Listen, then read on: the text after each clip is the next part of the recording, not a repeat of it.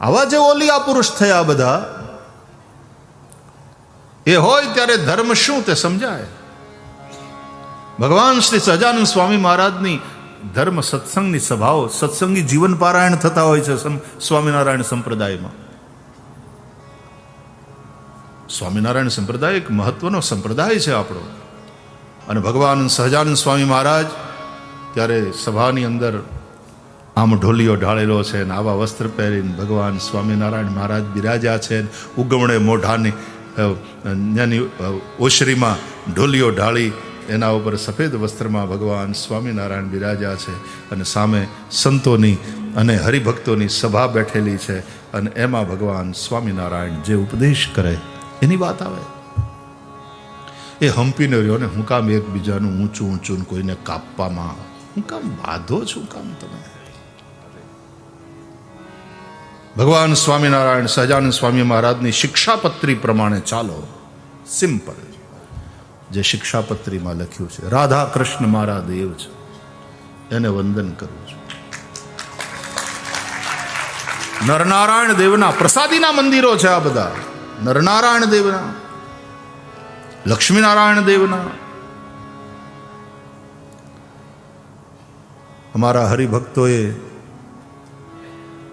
દર્શન કયું માનવું તો કે રામાનુજાચાર્યજીનું વિશિષ્ટાદ્વૈત દર્શન છે તે. સેવાની પૂજા પદ્ધતિ કેવી રીતની કરવી તો કે વલ્લભ સંપ્રદાયની, પુષ્ટિ સંપ્રદાય, એ પ્રમાણે ઠાકોરજીને લાડ લડાવવા. ભાગવતનો 11મો સ્કંદ, આ બધું ભગવાન સહજાનંદ સ્વામી મહારાજે શિક્ષાપત્રીમાં સ્પષ્ટ લખ્યું છે.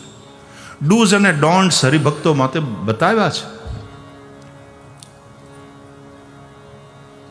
અમારા આશ્રિતો એ શિવ ભક્તો હોય તો એને પહેલા ત્રિપુંડ્ર કરવું, આડું ભોળાનાથની ભક્તિને બતાવતું, અને પછી એના ઉપર અમારું તિલક કરવું. આવું સ્પષ્ટ છે. મહાદેવની ભક્તિ કરવા માટેની પ્રેરણા સહજાનંદ સ્વામી મહારાજે આપી છે. ભગવાન સહજાનંદ સ્વામી મહારાજની શિક્ષાપત્રી, મૂળ શિક્ષાપત્રી વાંચો એટલે ખબર પડે.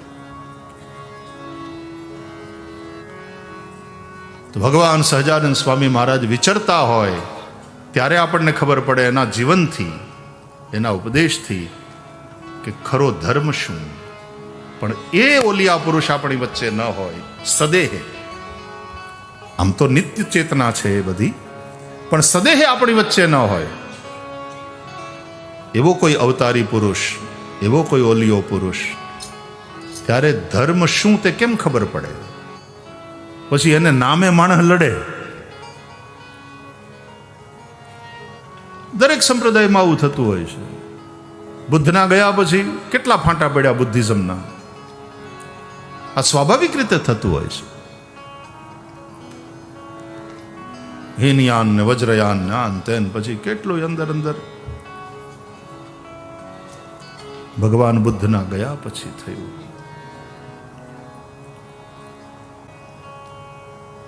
સ્વામિનારાયણ સંપ્રદાયમાં પણ ભાગવતનો બહુ મહિમા છે. કેટલાય સાધુ પુરુષો ભાગવત કરે.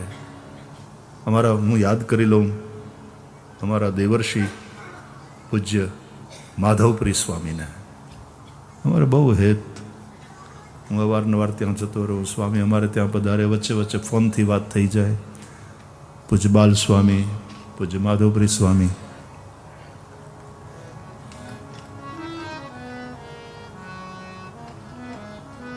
ખરા અર્થમાં જે સત્યને પામ્યો છે ને, એ છીછરી વાતોમાં પડતો નથી.